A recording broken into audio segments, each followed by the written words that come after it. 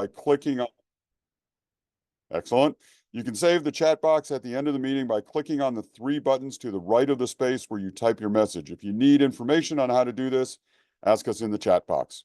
Also, we will send the list of attendees, both in person and online, and contact info if given in the chat box to everyone after the meeting, along with the chat text from the meeting. This meeting is being recorded, and the recording and PowerPoint slides will be posted to dvvc.org. So today we'll address an issue that has been dogging the veteran community and communities at large for decades: veteran homelessness. DVVC has had quarterly meetings focused on veteran homelessness in the past, and we try to revisit that regularly. Last summer, we had a discussion about the debate concerning the criminality of sleeping in public spaces and property. And in June of last year, the U.S. Supreme Court subsequently decided that municipalities had the right to punish people sleeping in public places. While this ruling covers homelessness broadly, certainly veterans are a portion of that homeless population now susceptible to criminalizing sleeping on public property. The state of New Jersey has been aggressive in trying to reduce the unhoused veteran population. The Bringing Veterans Home program has 2 primary objectives. First, to achieve an effective end to veteran homelessness by ensuring that the number of Bringing Veterans Home eligible persons experiencing homelessness can be routinely housed within 30 days. The second objective is to make veteran homelessness rare, brief, and non-recurring through temporary and permanent homelessness system enhancements to ensure that all veterans experiencing homelessness in New Jersey have a dedicated pipeline to permanent housing. Today, we will talk about the Bringing Veterans Home program. Our first guest will provide an overview of the program, and we will follow that up with a boots-on-the-ground view of execution. We were deliberate in choosing the title of this presentation, A New Model to Attack Veteran Homelessness. We are excited that this could be adopted by other states, and we plan on revisiting this topic in a year to see where the program stands. Here to provide more details is Jacqueline Tricalo. Jacqueline is the project director bringing veterans home through the New Jersey Department of Community Affairs Office of Homelessness Prevention. Jacqueline is currently working on efforts to end veteran homelessness across the state of New Jersey.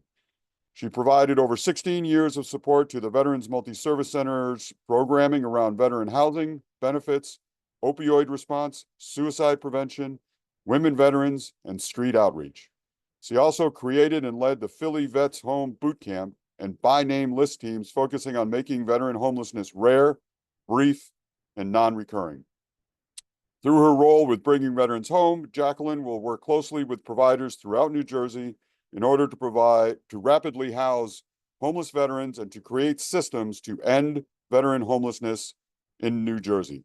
Jacqueline, the floor is yours. Hello, everyone. I'm Jackie. So I'm the project director for Bringing Veterans Home at DCA's Office of Homelessness Prevention. Thank you so much for including me in your agenda. I do see several familiar faces, so I'm happy to see you guys. Mo, Chanel, of course, Ryan, Jason Newman, I know Damava, right, in Jersey. So nice to see you all. I'll probably move through these slides pretty quickly. My email address is in the chat for any questions. Please don't hesitate to reach out to myself or Ryan. So let's get started. Next slide, please. Probably the next slide after that, actually. There's a couple introductions. So who are we serving? So persons experiencing homelessness in New Jersey who meet the federal definition of veteran, the state statutory definition of veteran, and unique to New Jersey's effort, BVH is expanding eligibility to include reservists and National Guard members. So we know typically veteran-specific grants are limited to serving the first 2 categories. So this is a really exciting addition to the services that we're going to provide in New Jersey. An important question we know to ask your participants is, have you ever served in the military? We know that not all service members are going to identify as veterans because maybe they're confused about what they might be eligible for. So this may free up resources for other vulnerable populations. So when we move through this effort, we may be able to take people off other by name lists and open up some services for additional vulnerable populations. So next slide, please. And what are our goals? I know, Hugo, you mentioned some of these. DVH intends to reach an effective end to veteran homelessness in New Jersey. This means fewer veterans are experiencing homelessness than can be routinely housed in 30 days. And we have enough accessible housing pathways for unhoused veterans in New Jersey. We know that veterans may still experience homelessness, right? But we want to make sure that it's rare, brief, and non-recurring. We want to enhance, not replace, the current ecosystem of care that exists to rapidly achieve housing stability and define those accessible pathways to housing for people. So make sure anyone who's coming in contact with a veteran is fully equipped and knows where to refer someone for housing services. This is especially important to me because, as was mentioned before, I did work for a long time in Philadelphia, specifically on the effort to end veteran homelessness, and Philadelphia did declare that in 2015. And I will say, after that effort, what we really needed to do is continue with the work that we were doing. It was collaborative work. We were tracking everyone, where they are, what services they need, even if they re-entered the system, how can we get them reconnected to something that might be more beneficial? So it's very important to me. It's work I've done for a long time, and I'm excited to be able to do it in New Jersey, which is where I live. So next slide, please.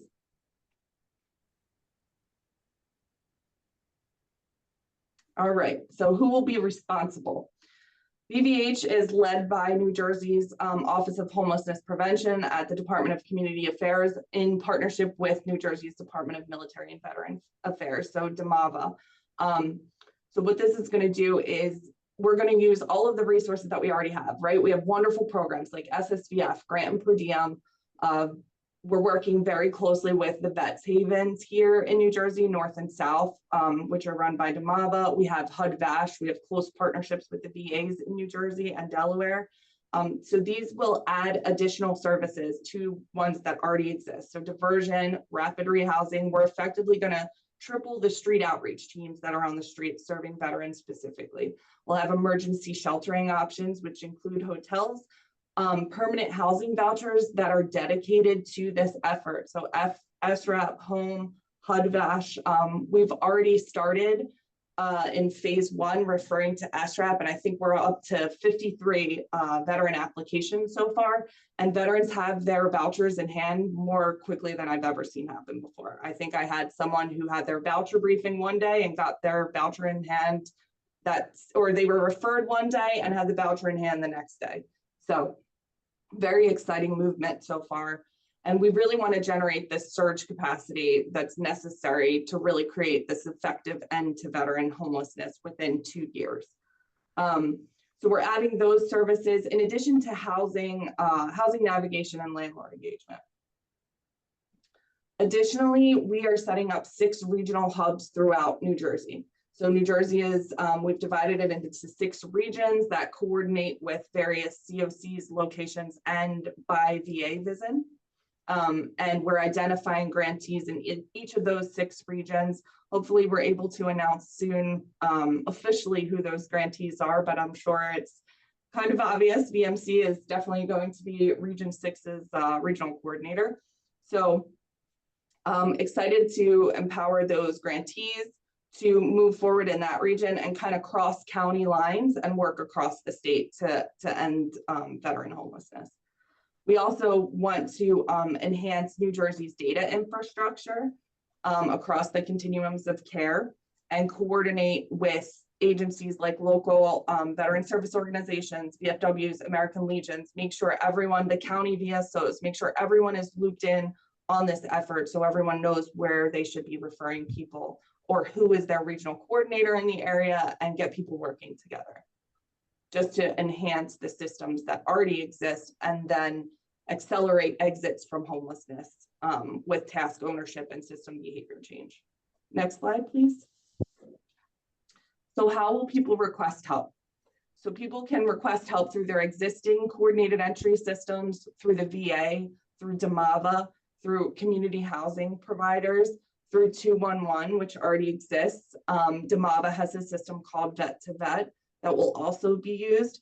And then veterans can refer themselves, members of the public can refer veterans as well through a Simply Gov referral form. So it'll be a web-based referral form. What it'll do is you'll enter some basic information. It's very short, and it'll go directly to the provider in that region to serve that person. So it should be very easy to refer, and as soon as the program is live, we'll be publishing that link so everyone will have that information. And again, we want to make sure that all veteran service organizations are included and are aware of the services, and that the regional coordinators are responsible for doing outreach to these agencies to connect the dots or to fill in the gaps that may currently be missing. Next slide, please. And we talked a little bit about that, about self-referral and then street outreach. DCA has a rural and suburban street outreach program as well. So this BDH outreach will be modeled after that program. And what we want to do is meet veterans where they are and be able to go out and assess people and get them connected, get them in a hotel, make sure we're serving people in encampments or who are unsheltered, to really make sure we're focusing on the people who may be affected by new regulations, and veterans we know that are gathered in these encampments, which seems to be a growing homelessness concern as well. Next slide, please. All right, so what we're trying to reduce are the fragmented systems. A lot of communities have by name lists, and through this effort, we're going to create a statewide by name list for veterans. So not to change people's processes and agencies that are already working on this effort, but we're going to upload it into this system without PII so that people can track, the regional coordinators and the BVH reps can track where veterans are and the progress that we're making. And we want to reduce these barriers, make sure everyone knows the services that are available and how to connect. And then we also have wonderful community providers already doing some of this emergency work, like NJSOS Vets in New Jersey. We want to enhance what they're doing. So say NJSOS Vets can provide 3 days of a hotel stay, and then they partner with SSVF to kind of pick that up on the other end. BVH can hopefully fill in any gaps that aren't being met currently between these other programs. And then the exciting thing is that we will be able to serve National Guard members. I already actually have a referral for as soon as we start up for a National Guard family, and that will probably be going to Region 6, Ryan. So expect that when everything goes live. Next slide, please. Landlord engagement, we know that can be a challenge, housing availability, and even just landlord incentives that could be useful when trying to place people who may have previous evictions or low credit scores.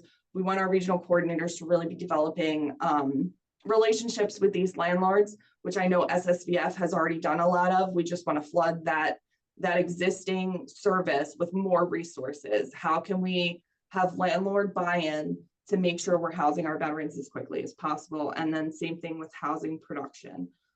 We want to just make sure that we have everyone equipped with what they need, with services that may have been, a gap previously with other programs. Next slide, please. So currently in the state, and these numbers are a little bit dated at this point, but the current average time to housing placement, 119 days, and 1169 homeless veterans. I believe that has increased since that time frame. But what we want to do is reduce that average time to housing placement to 60 days, and then hopefully 30 days by the end of year 2. And then creating that additional capacity, specifically with these vouchers, which it is working, and it is working really well. And the providers are submitting these applications. Veterans are being housed already before we've even started and gone live with this program. So it's really exciting. I think we have a really elite team that's working on this. So I think I have full confidence that we're going to meet these goals. We want to house 50 veterans per month in year 1 and hopefully increase to 75 in year 2. Next slide.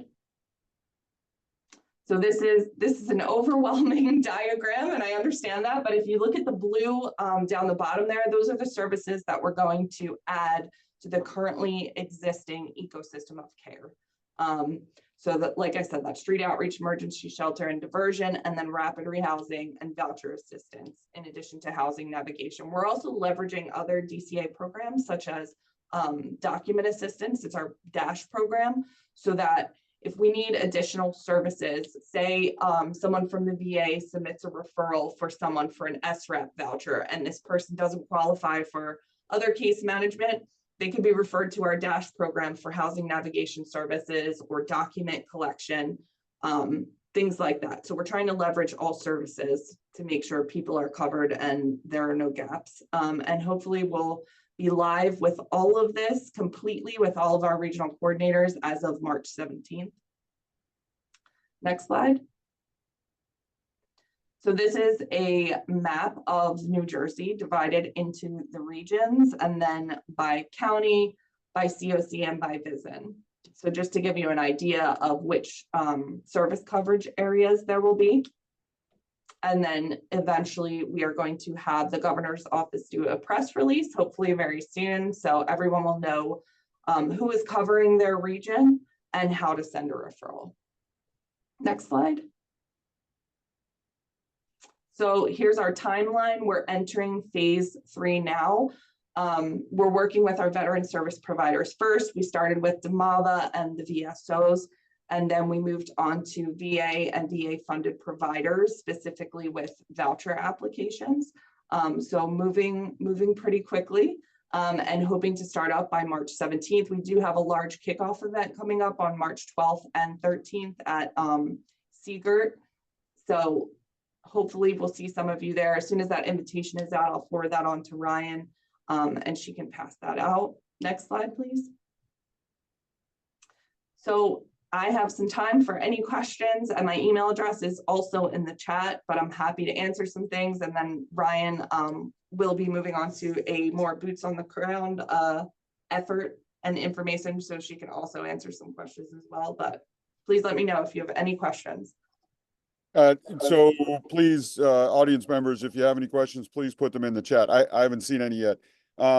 Jackie, I mean, I have so many questions, but one of the big ones is what prompted this? What did you need from higher or lower to get this going? Who said, hey, let's try BVH? All right, so my director of the Office of Homelessness Prevention here at DCA, his name is Michael Callahan. He is a veteran himself, and he was very involved in the effort in Philadelphia to end homelessness. He's been doing homeless work since that time in Philadelphia, probably around 2013 or 14, I think he was working there.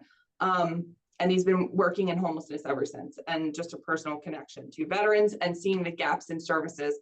Additionally, lots of times veteran-specific programs and models are used to enhance the system at large. So the programs that are dedicated to veterans are kind of the tip of the spear, and that model is then used for other vulnerable populations. So the idea is that we can maybe replicate this, you know, once we've reached this point with veterans to help the broader community.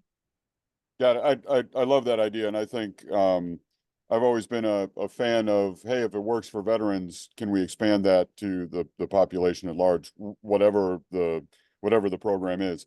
LaShonda Carter has a question. If an agency has available housing, who do they contact? You can contact me for now, LaShonda, and I believe you may have just talked to my colleague Rita, right? Possibly. About a veteran in need of childcare. So thank you for that. I recognize your name from a referral I received. So thank you for that. Yeah, that was actually for Tyrone, Ryan. But yeah, you can contact me directly. And then once the regional coordinators are live, and depending on where you are, we'll connect you with the appropriate regional coordinator, because that'll be the housing navigation and landlord engagement team who will be responsible for, you know, connecting with you. So that brings up a question for everybody on this call has some contact with veterans. If a person knows of or has contact with a homeless veteran, is the first step, can the first step be emailing you, or should that be Ryan, or well, it's got to be New Jersey, obviously, right? That's the first thing. Yeah, so it has to be New Jersey, and it depends on where the person is, like which regional coordinator they'd Right, be okay. referred to. And we aren't quite live yet, but if you have a specific concern, you're more than welcome to email me or Ryan, because we're both pretty read in on resources. So don't hesitate to reach out. Got it. Even if it's not BVH, we'll make sure someone's connected to the right services. Cool. And there's one more question from my friend Stephanie. Hello, Stephanie. I didn't know you were on. Nice to see you. Is homeownership an option for housing?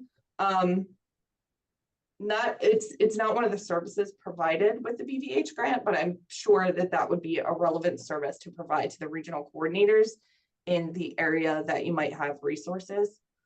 Because I'm sure there are veterans who qualify for homeownership, and part of this grant is just to get people resourced correctly and connected to housing. So if that means homeownership, then we can provide case management to assist in that process. Got it. Jackie, what's your timeline? Do you have to depart imminently, or? I just have, my next meeting is at 10, so I can hang on for a little bit and then, Okay. yeah. Cool. A question that popped up into my mind is you talked about the currently 119, then 60 days, then 30 days. Is that just efficiency, or is there definite kind of things that need to happen before you get to the 30 days? Is it just, hey, we just got to get better at our systems, or are there? Yep, that's exactly what it is. Okay. It's going to take everyone's buy-in and make sure we're breaking down barriers on the back end so that we can get people into housing more quickly.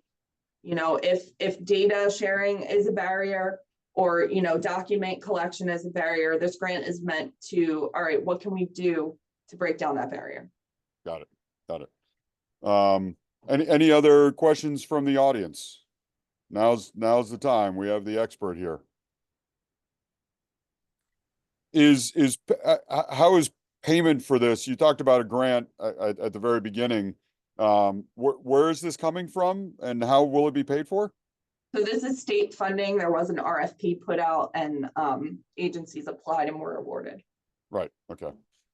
So you're not you're not depending on the federal government for any of this. No, we aren't. This is all state funding. The only federal funding involved would be voucher assistance.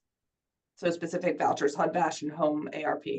And in the current political climate, what's the feeling on funding for those programs? Any kind of prediction? We haven't had any issues so far. There's been some edits made to applications. So we've had to wait on just like some application documents, but that's already been rectified, and we're able to submit applications at this point. So Ryan asked a question. While literally homeless veterans are prioritized, will this effort provide homeless prevention services? It will not provide homeless prevention services. So for any homeless prevention services, you'd have to look into SSVF or other community resources. So DCA also has a homelessness prevention and rapid rehousing program. So we'd be tapping into community resources. Another exciting thing, thank you for bringing that up, Ryan, is that some of our grantees may not have the veteran specific experience, but do have a lot of experience in community street outreach, rapid rehousing, and homelessness prevention.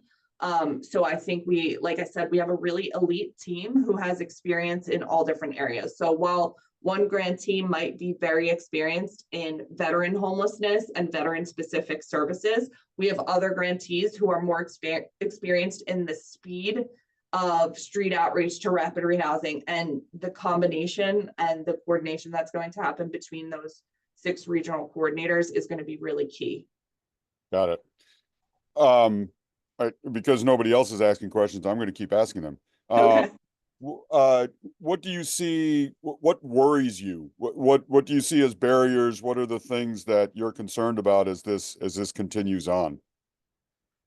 So I think maybe my constant worry is engagement and buy-in and participation, because the truth is efforts like this take everybody collaborating, and there are always going to be like issues, or maybe this agency isn't used to working with this agency, or even has had a bad experience in the past we need to move past that, and we need to make sure everyone is doing their part and everyone is coordinating. So that's always a concern for me, but I will say that I have seen the exact opposite so far, not only with our regional coordinators, but just the community in New Jersey, whether that's the COCs, coordinated entries, all of the VA partners, everyone is completely on board. And I just want to foster a safe space so that if an issue does come up, we feel okay talking about it. And there will be other efforts, like we're going to have a platform for agencies to engage with each other. It's similar to a social media platform, but specifically for this effort. So I think engagement will be really important, and beyond just DCA or the BVH team, the regional coordinators will really have to loop in members of their community and get that buy-in. Yeah, I think that makes total sense. And as you were talking about buy-in, I was kind of asking myself the question of the homeless veterans or the service providers. And certainly you focused on the service providers. What about the veterans themselves? Do you see a challenge there?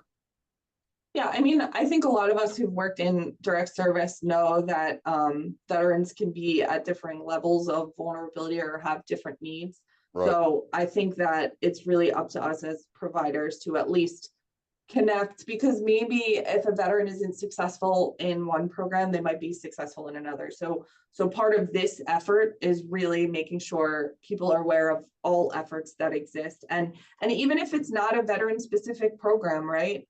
Maybe it's another program that is offered in New Jersey that they've never been a part of before, and they would like to be referred to. Even I'll give you an example, like people, would typically think, oh, a veteran, if they're eligible, will refer them to HUD-VASH. Well, we also have these other vouchers, SREP and Home TBRA. Let's try something like that, that they haven't tried before. So I think we have a lot of resources that we can offer, and that there are always going to be people with a higher need. But like I said, I think we have a really great team that can at least do their best to troubleshoot this. Yeah, for sure. Ted Gallagher has a question, he has a question about homeless to housing and then jobs. Are jobs the responsibility of the case manager?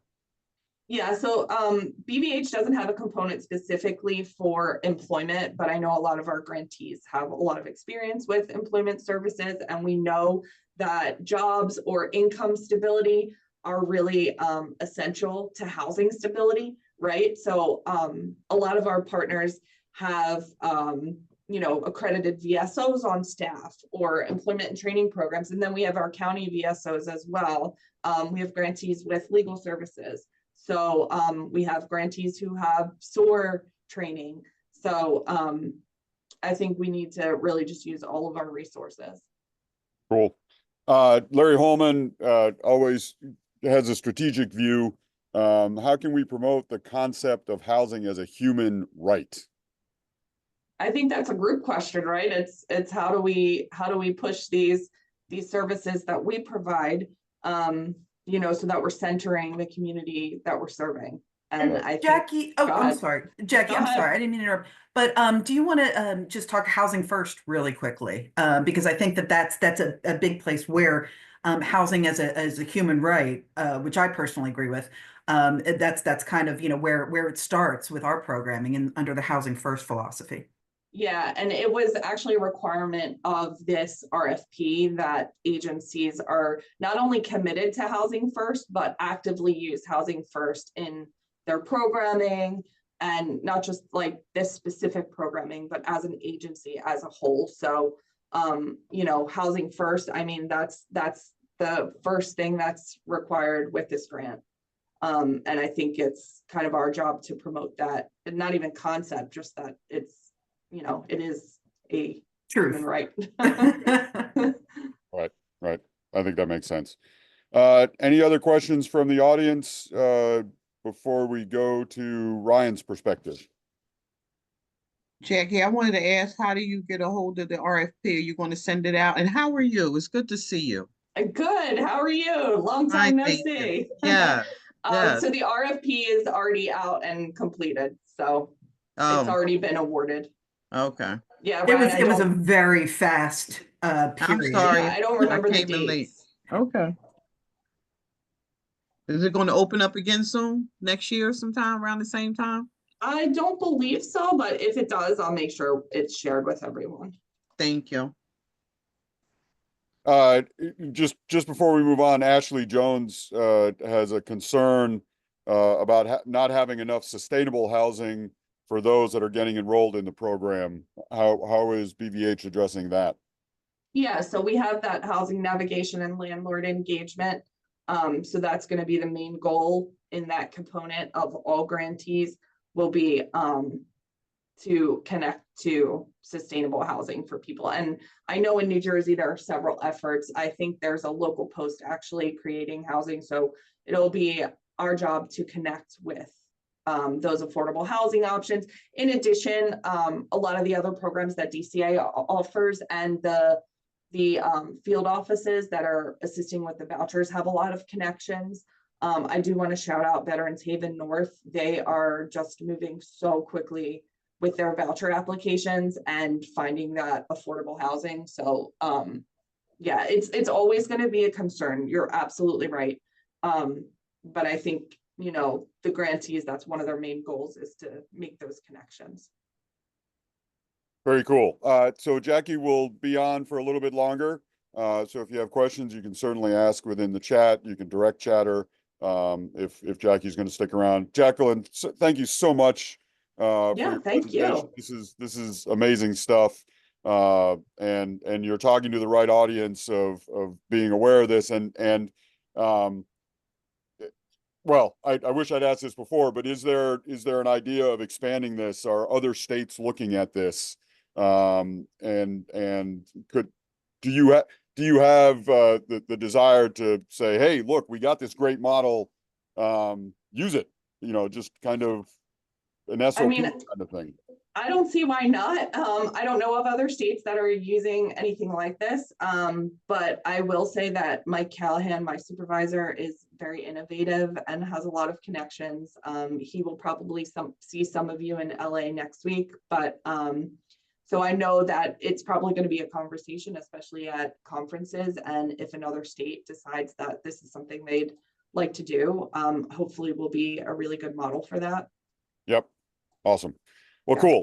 Again, if anybody has questions for Jackie, they can go in the chat. But we're going to move on to Ryan now. So I've used this term, boots on the ground. Ryan McGoldrick is the Deputy Executive Director for Mission Execution at the Veterans Multi-Service Center.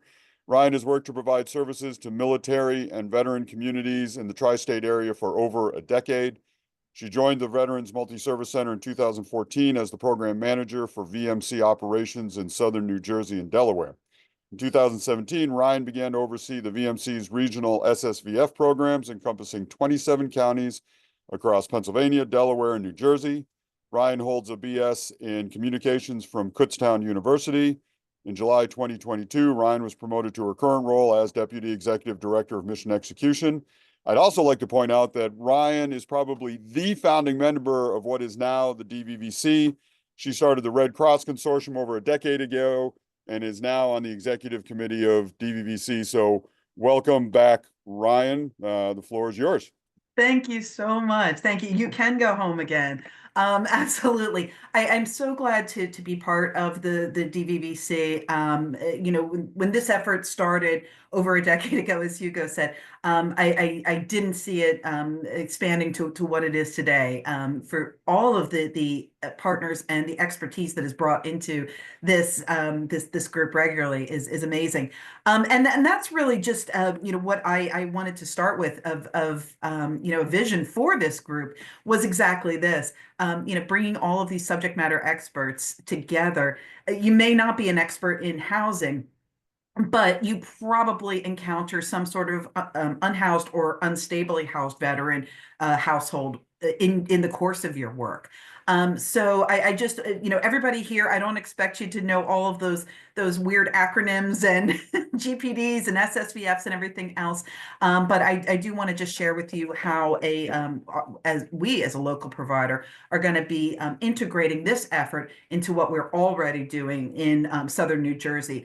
And then just before I start, Hugo, I will let you know that I am on some governor's calls in Pennsylvania for similar efforts.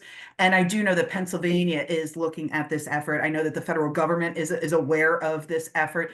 And both are supportive and really seeing how if this can be a model across other communities. So great, thank you. I will then get started. As I said, the boots on the ground. How is this going to look at least in Southern New Jersey? We can go to the next slide. It truly is a unique opportunity to end veterans' homelessness from so many things that Jackie mentioned. What that looks like on the local level, why that's so important. If you know the VMC, you know that we are dedicated to supporting veterans, active National Guard members, reservists, and we provide, it's in our name, multi-service. So we're providing everyday housing, benefits, supportive services, referrals, and connections to veterans in need. The VMC is partnering with the state of New Jersey on the Bringing Veterans Home initiative. We're one of multiple grantees who are receiving this award. But even if we weren't, we would be working closely as a local provider already established in Southern New Jersey. We would absolutely be looking to be integrated in this effort. What this does is just complement the services that we already provide as an agency within Southern New Jersey. And I'll be talking about that as we go through here. So as Jackie said, the Bringing Veterans Home effort, why it's important is because it emphasizes rapid response outreach, rapid street outreach, not asking somebody to come into an office space or travel, or we are going to be providing outreach members who are going to meet veterans at their encampment under the bridge. Wherever they at that point of contact to provide comprehensive support. This grant is providing us, while we already had a really expansive case management and outreach strategy, this is definitely increasing what we can do and addressing some really long-term needs that the VMC has seen. Next slide. So what makes this so unique is truly the emphasis on outreach, and especially street outreach. The outreach that we're talking about is not just, it is primarily prioritized for to ensure that no veteran in need is overlooked. But the outreach also extends to Ashley, landlords. Our outreach efforts are going to educate and recruit landlords into this effort, tell them why it's a really good decision to partner with us with these efforts to provide housing match. Veterans are by and large, they're good tenants. There is some extra support that the Bringing Veterans Home Grant and then some additional grants are able to do either in addition. But as Jackie said earlier, being able to quickly process a housing voucher through the State Rental Assistance Program, SRAP, and find a landlord who is the same landlords that everybody on this call that we're competing for. These are these private landlords out in the community who are giving 1-year leases, or this is how we define permanent housing within rapid rehousing work within this veteran space. Recruitment and outreach to landlords is a huge priority. Recruitment and outreach to elected officials, those other people and those other offices who could make a new, create a new raft of vouchers, who could prioritize or promote building of new housing or low-income housing if that's the need. So the outreach effort, while we're talking, it's the street outreach is the most visible. The outreach is to everyone. At the VMC, we find that outreach is everyone's responsibility. So that'll be a role of everybody on the team, is at first and foremost an outreach worker. So expanded eligibility, this is also the really amazing, fascinating thing that the VMC is so excited about. For over a decade that we've been in Southern New Jersey, we have seen veterans who have not been able to be serviced by any other program because they didn't have any federal activation. And I'm just so thrilled that while we had not been able to serve those veterans before, with things like more wraparound case management, financial assistance paid on behalf of them, unfortunately, that's not been a category that the federal government has been able to support in the past. But this grant in the state of New Jersey, I'm very proud to say, is sees that these are also veterans, just because they were not activated, guardsmen and reservists. It's our veterans, just like they like anybody else. Next slide.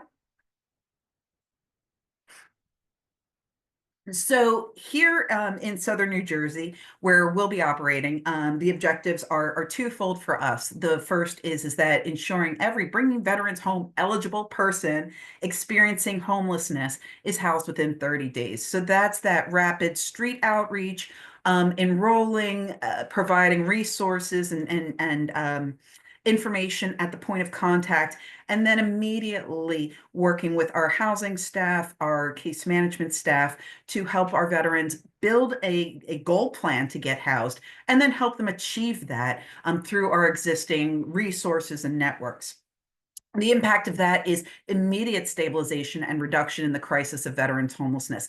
And again, I can't say enough that this is the entire veteran household. Whoever the veteran says is in the household is whoever they are reporting is the household as far as we're concerned for this work. So this is what this work will look like is getting literally homeless veterans off the street, out of the storage unit, out of their cars. And for the children, the spouses, the partners, the friends, the companions, we're also going to get them out of the car, the storage unit, as well as their pets. So this is really it's this grant more than any others really wraps itself around the entire family, understanding that our pets are important, that understanding that our children also need to be housed with this effort. So it's really just such a wraparound opportunity to house our veterans families. The second objective is the system effort. VMC and all grantees, as well as most state and local agencies, are already participating and will participate in creating this dedicated pipeline for permanent housing that supports veterans throughout New Jersey, ensuring long-term stability. Just like this group, that's the kind of effort that's going to be meeting in New Jersey to identify where there are gaps in services. We don't have enough shelter space. We don't have enough affordable housing in this community. Veterans need ID, but they need picture IDs to access housing or access employment. However, they don't have the money to get that ID. That's a great example of a little tiny barrier that can really hold up so many things. So that's even down to that granular level. That is where organizations are trying to understand where the gaps are and how to address the gaps in service. And we'll go next slide, please. So expanding our outreach efforts, I specifically talked about street outreach here, but as I said, this same kind of outreach will be done to our partners, especially landlords and housing partners. But that immediate response, this funding provides us to be more boots on the street than we've been able to in the past. Our staff has been working within the communities that we're serving for over 10 years. We're pretty aware of many of the encampments, of many of those places that homeless veterans are congregating. But there's always been an issue with capacity with organizations in order to be able to provide everything that's needed, the street outreach plus the good case management. That's what this effort is providing altogether.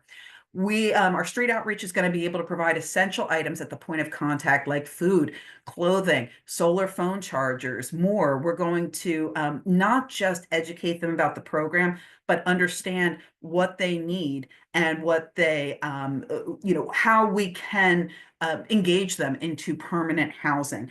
Because as somebody said earlier, our veterans sometimes can be service resistant.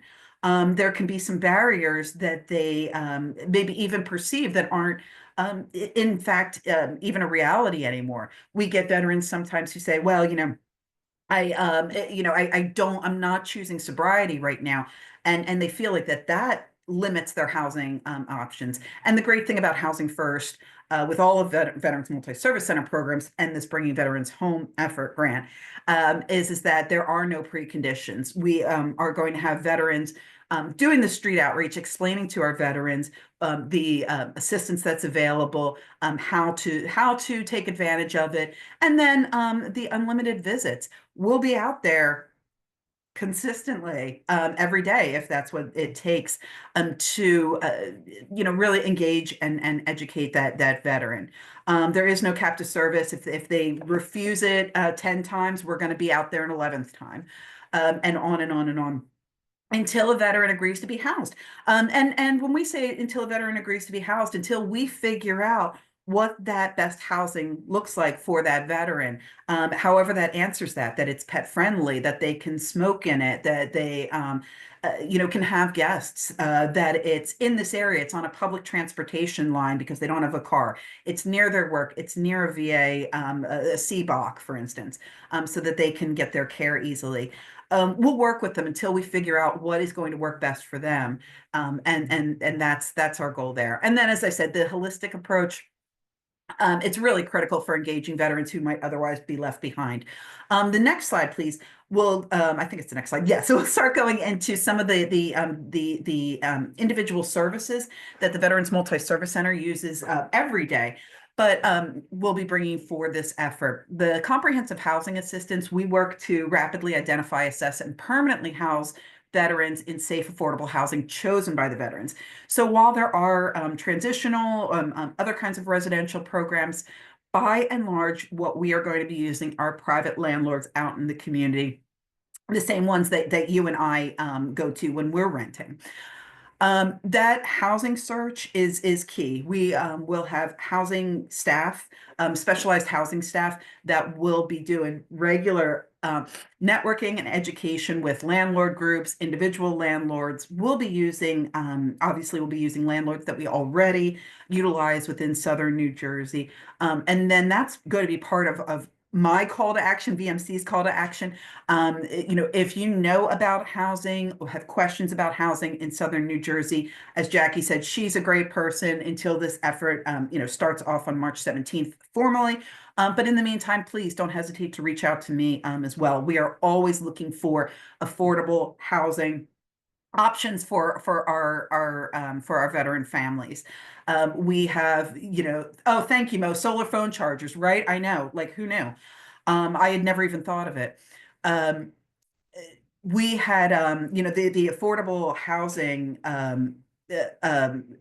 issue is the biggest issue impacting all homelessness communities. I think it's impacting all of us too. The cost of living and the cost of housing have just increased over the last few years.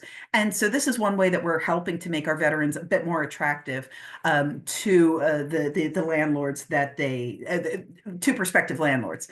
We also have some veteran families who have never had to shop for an apartment or shop for a lease, who have never had to call maintenance, things like that. So we really hand walk them through understanding their lease. Do you understand that you can't have people over after 11 o'clock at night? Da, da, da, da. And so we do that just so that the match is as good as we can possibly make it. We want this veteran housed there permanently. We want the landlord happy. We want the veteran family happy. And we want them not to return to homelessness. So we really need to make sure that wherever we are placing veterans is supported, it is safe, it is affordable, and that there's a plan going forward to address that. Susie, I'll jump in really quickly. Thank you for that question. Have you identified why landlords are not willing to take the vouchers? What are the barriers? That's a lot of education, Susie, quite frankly. Working with unhoused populations, there's a certain stigma on unhoused populations. When the fact of the matter is that most of us are a paycheck, an injury, an illness, a trauma, an accident away from homelessness, away from struggling like some of our veterans. So we look at ourselves as kind of that navigator, that help to explain to veterans, hey, look, you may have some preconception about homelessness or even veterans. We have some civilians who, um, uh, you know, uh, uh, you know, see, I think, some issues like behavioral health issues, mental health issues, and assume it's, the veteran population at large. And that is all to me education. Um, with the vouchers, with that support, we've been able to explain to landlords that it's ongoing, it's consistent. That's money that you're going to have. Plus, us as a service provider on the back end, working with the family to then get employment, to access VA benefits that they may have earned, or public benefits like Social Security disability, food stamps, those sorts of things. So we help set up veterans, and this effort uh, demands us to set up veterans. Thank you so much, Bernadette. Absolutely. Then we will have that outcome that's a bit better than we've been seeing in the past. So that education, that outreach, that is the first part. And yeah, it's I think that's where it really starts. But we'll be doing we're developing a lot of landlord incentives, those things that are going to make our veterans more attractive to rent to. We're going to try to make it really difficult to say no to renting to our veterans. Landlord tenant mediation is a big part of what we do. We just try to catch problems ahead of time. Again, our veteran that we've placed may not have had experience in calling maintenance before, in understanding some of those things about that come with renting or owning your own home, and so that's part of where we come in as well. Time limited payments made on behalf of veterans. This is really exciting. We're going to be able to do some short-term time limited payments on behalf of the veteran. And again, this is to help make our veterans more attractive to landlords to start to rent to them, and then helps to provide a jumping off point to pursue benefits or employment or anything else that's going to increase that income. So some of the payments we can make include security deposits, rent, utility payments. We can do everything from car repair, childcare, food, clothing, home items to make a house a home. Um, and just a lot of almost anything that would relate towards housing stability, we'd be able to address with first the Bringing Veterans Home grant, as Jackie said, it's kind of like a surge, and then coming in behind with the services that we have been providing in Southern New Jersey for over 10 years now, which includes non-criminal legal services. Really excited to say that the Veterans Multi-Service Center is leading the nation in providing non-criminal legal services to veterans. This is everything from bankruptcy services to landlord-tenant negotiations. So stopping an eviction before it even starts, by education, by just a well-placed call from an attorney of ours. Some of the other things they can do are driver's license reinstatement, and the veterans benefits and public benefits. What I'm really proud of is that we are right now increasing household incomes of $1,900. On average, each household, just through these non-criminal legal services, which are completely free to veterans, and we will also be offering as part of the Bringing Veterans Home grant. Veterans benefits application, we do this every day for free. We have 3 veteran service officers on staff, and of course, with this Bringing Veterans Home effort, we'll be working much more closely than we have in the past with the veteran service officers through DMAVA and the state. Budget counseling, which is a huge thing for all of us, I think, some of us maybe, that budget counseling of just understanding a household budget, understanding how our veteran families can make their rent when we step out of the picture, because this is not a permanent intervention. So when we step out, they should understand what their household budget is, and they should feel confident in their ability to pay for it by increasing income through connection to employment. We have, and Ted, this is what you had asked a little bit earlier. We have what's called a Homeless Veterans Reintegration Program. This is a federal employment program for primarily homeless veterans.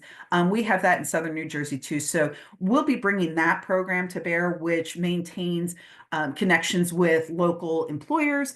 And we are we have started what I consider really innovative response is that we're partnering with local employers to do a 50-50% cost share of a veteran that we place of their wages. So it shows our commitment, our confidence in the veteran and their skills, and helps that employer. And that's that same kind of model that we're talking about with housing, and now with employment as well. Case management and peer support. This is case management is non-clinical case management, but it helps in that goal setting. It helps to identify that the veterans plan to get house, to get employment, to get whatever. It's their plan. I want a 1-bedroom walk up. Or want a 1-bedroom on the ground floor because I'm in a wheelchair. I can't do steps. It needs to have a laundry room. It needs to be on the public transportation network. We look at all of those things that work for the veteran, and we help them to do that goal setting. And then that's ongoing and consistent check-ins and progress reports with that.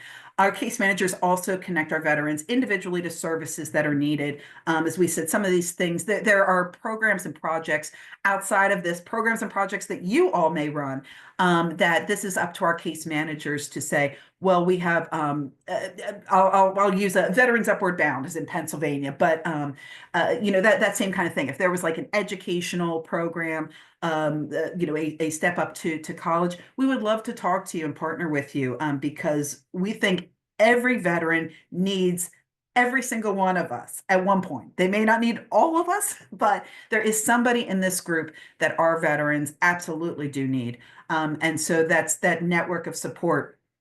Building trust, providing those warm handoffs to trusted partners is such a big part of our work and the housing first philosophy. It's not just here you're housed, goodbye. It is setting our veterans up for success once they are housed through a network of support and then individualized services. Next slide. Okay. And thank you so much. It is a big project, as Hugo said, very aggressive, very fast moving. So a lot of this, like the VA always says, we're building this plane as we're flying it. We are definitely continuing to get a foothold in Southern New Jersey with this effort that we'll be talking about a lot more. But you can always join us at vmcenter.org. Follow us on our socials, to see how this effort is going on social media. And then my contact is available below. And I am also a part of the DVVC membership community. So, please let me know if there's any questions, or thank you so much, Tammy.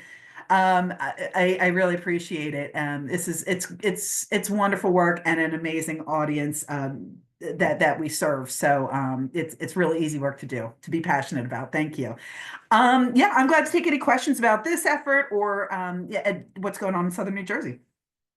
Cool. Ryan, that was awesome. Thank you so much. And again, if anybody has questions, put it in the chat.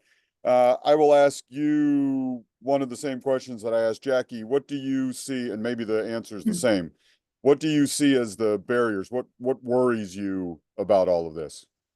Oh, 100%. Yeah, the lack of affordable housing always. We're going to be doing a lot of outreach, but landlords are, you know, they have a business to run. It's sometimes how they are making their income solely. So we know that it's a very serious consideration in renting to somebody.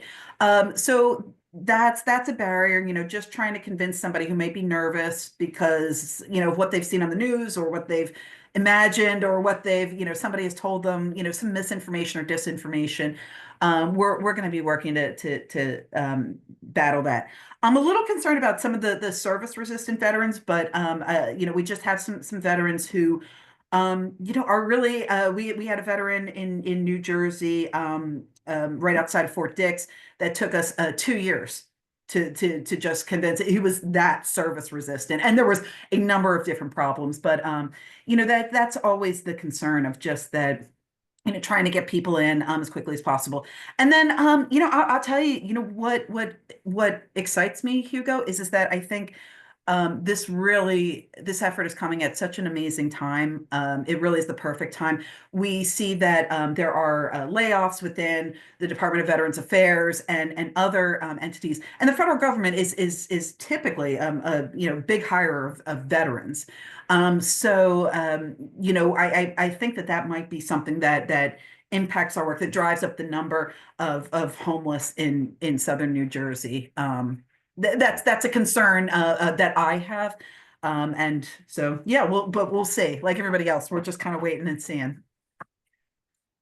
Bernadette has a comment, HUD Mm. regulations on the number of occupants and units. Yeah. Oh, that's a great one, Bernadette. And yeah, she's a housing provider, so she knows. You know, there are some laws or occupancy rules, you know, for how many people to a household. So when sometimes, and we actually often see this, very large households in southern New Jersey. We've had households that are 7, 8, 9 people, and then so you to provide you know, to try to find an affordable housing for you know, which ends up being something like a 4-bedroom, 5-bedroom, you know, with 2 bathrooms. It's hard, you know, because that cost is higher too. So that's yeah, it's really, really difficult. Yeah, I'm sure. There's actually some good comments coming in on the chat. Cora talks about Postal Service, and then Heather Salazar from Rand Corporation. So I'm thrilled that Rand is here. Rand does a lot of work around the veteran and military space. Yeah. So thank you for that, Heather. Thank you, Um, Heather. let's see. So Postal Service, Cora talked about Postal Service. Is that can you chat about that briefly? Offer just mailed So delivered. the Oh yeah, comment as a step to is, trusting. Absolutely. yeah, No, and then thank you so much for that question. That's actually something we do at our headquarters office, located on North 4th Street in Philadelphia. We are able to receive veterans mail for them, a medication sometimes when they don't have a local address. So yeah, we would be doing the same thing in here. We'll be glad to offer their, you know, us as a mail stop or you know, that um, pending permanent housing. But yes, as a step to trusting, absolutely, 100%. And we often get their DD-214s and things like that right. sent to us anyway. So yeah, we already kind of have that in effect. Mo had a good point. What's been the trend generally of and this is a kind of a subsequent question, homeless versus Hmm. unhoused? I know there's a terminology. Yeah. So what's the trend recently? Hmm. And then can you help us with terminology? Absolutely. So yeah, point in time, absolutely. Point in time count, if anybody's not aware, that's done, that's a single overnight count that service providers do, like usually around January 20th or so.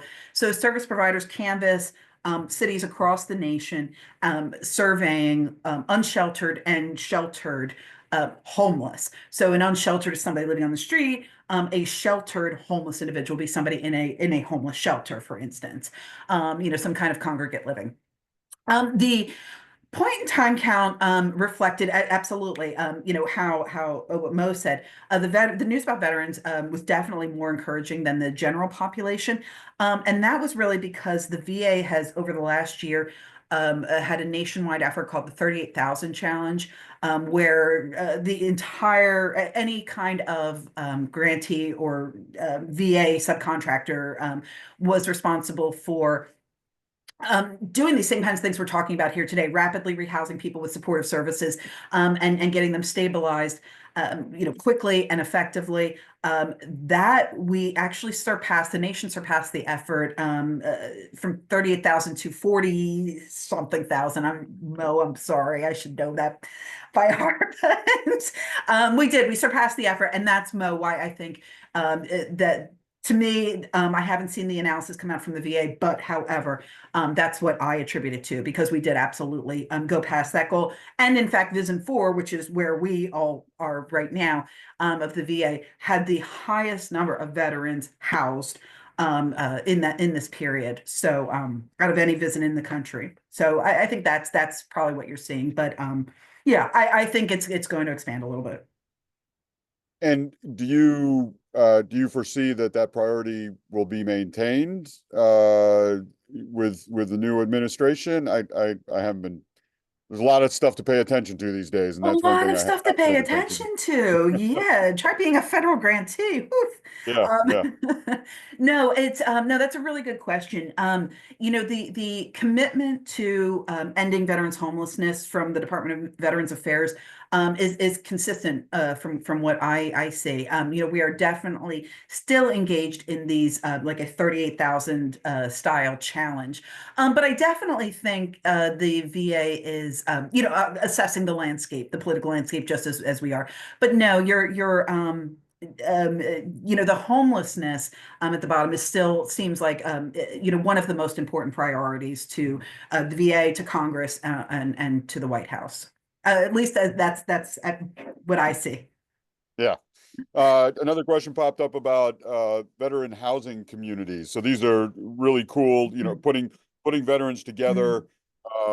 Is that still a trend? How's that looking? So that's a lot of work. We maintain, so we cooperate Edison 64. This is a residential veterans community, low income housing, 64 units. 66 units, I'm sorry. And this is in Northeast Philadelphia. And so there's a lot of great stuff that happens with the veteran housing community. The veterans meet, they share fellowship. We do a lot of events. I will say, part of that, part of the challenges there are more the area versus think of the Kensington, Philadelphia area. That's basically where this is located. So the area itself has an awful lot of challenges, just a tremendous amount of challenges. But we're really glad we bring in a lot of different fellowship activities. These same services that we're talking about, the free legal services, the budget counseling, all that other stuff, we bring that into our veterans residence community. And it absolutely, it does help make the community. So I can say there's a ton of challenges, but that might just be from our perspective based on where our building is located. So that's what I can offer there. It sounds like you have to have a bunch of conditions that are good kind of at this. There's a lot of stuff you got to coordinate to make it highly successful. It's just managing a residential facility is a challenge in itself. I'm seeing, but yeah, definitely for the services, keeping people engaged. I will say, we really successfully run our suicide prevention program out of Edison, and our opioid response, or opioid prevention and referral program out of our Edison building. And those have been really, really positive for the group meetings, like an AA kind of style, support group. So I will say, while that area is challenging, the really intensive programming we place there really seems to work at that facility, probably more than other facilities would. Right. Cool. Any other questions in the chat? Larry Holman again with the strategic view is do we think that housing will be freed up based on deportation stuff? Well, I don't have any information on that. And, housing resources, again, what we're talking about is primarily that private housing out in the Right. community. So, your landlord down the street, that we're all competing against. As far as, this Bringing Veterans Home effort, that is part of what the system is trying to figure out. What gaps, what resources, what further housing resources could be built, a la Veterans Haven North, Veterans Haven South, those kinds of, and there's many others. I'm sorry, those are just the ones I threw out there, but there are, I think that's exactly the kind of thing that we're looking at. That would be probably federal money, so I don't have any visibility over that, but I can definitely say on the local level that we are part of this effort is to see how we can free up housing resources, whatever that looks like. Right, right. How can this group of people in this meeting help you out? Oh, thank you so much. Same as always. We take referrals at vmcenter.org. I take referrals. My email is there on the screen. It's in the chat. It's all over the place. So please don't hesitate. Reach out to me. I'm glad to connect you with the local representative if that's needed. But we operate within Pennsylvania, Southern New Jersey, and Delaware State. We're the largest one-stop provider, just multi-service. And so I just encourage you. We're glad to be a referral network. The other thing is, as Jackie had been saying earlier, when this is up and live, which will be within the next month, and I'll make sure that those resources are shared. Anyone, your 211 system. A veteran can self-refer. We can, as grantees or partners, network partners, we can refer. There's going to be plenty of avenues to get in. But in the meantime, I can definitely be your point of contact, within that space. But yeah, we're looking for referrals of veterans who need us. We're looking for landlords who will rent to veterans. And those are our biggest needs right now. So if anybody knows those, we interface regularly with Camp Salute. Soldier On has several communities, and Soldier On will also be another grantee in another Bringing Veterans Home grantee in Southern New Jersey. So that's another well-established partner in Southern New Jersey who will be working with us, and has some similar programming to us outside of this grant. So we're really looking at very well supporting the veterans in Southern New Jersey. You can look at the chat yourself there, Ryan. Cora just said, "Hey, have you contacted the DAR in New Jersey?" So, Cora, I appreciate that. No, I hadn't, but I absolutely will. Thank you. I know what the state is doing is they're working with a lot of we're working with a lot of local groups, American Legion, VFWs, AMVETS, all of the big ones, to be able to provide case conferencing space or outreach space to veterans at the point of contact. So again, if that's convenient where a veteran goes into their local VFW hall, which they're already a member, we'll meet them there. We'll do the casework there. We'll do everything there. And so the state is working on additionally alerting or engaging those partners to be able to provide that space on site. But I have not heard Daughters of American Revolution. So I am really, and I know that they are a big service organization. So I really love that recommendation. Thank you, Cora. and Ryan, so when I think of Southern New Jersey, I'm thinking a lot of rural area. So does that make your job easier or more difficult? If you're in Southern New Jersey versus Philadelphia versus an urban setting?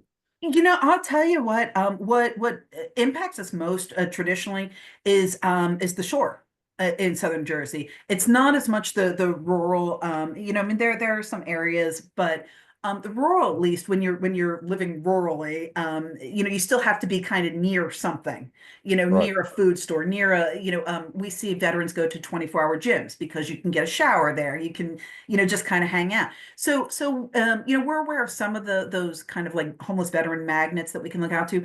The shore, however, is really difficult because of the cost of housing switches, from one season to another, just the tourism really impacts and impacts what we do negatively. And you know, I mean, that's just Atlantic City usually sends its homeless veterans away for the summer. You know, housing becomes quadruple more, you know, the rate during the summer, of course, and Airbnbs and the whole bit. So that's it's really more difficult in the tourism areas than the rural areas. Right, right. That makes sense. That makes sense. Any other questions out there? Anything else? Okay. I think what that means is that we will wrap it up. We'll give some time back to you today. So thank you everyone for attending our winter meeting. Thank you to Jackie and Ryan for sharing their perspective on bringing veterans home and the issue of veteran homelessness. As I said, the slides and recording will be posted on DVVC's website, dvvc.org. And our next meeting is going to focus on veteran entrepreneurship, which is pretty exciting. Oh, we do have, sorry, I had to go off Zoom for a second. Let me check out, oh, just people saying thank you. Excellent. Thank you, everyone. Ryan, the work you're doing is super meaningful. Thank you for doing it. You said it's easy, but I know it's super hard. It takes a lot of effort. It's easy to be motivated about it.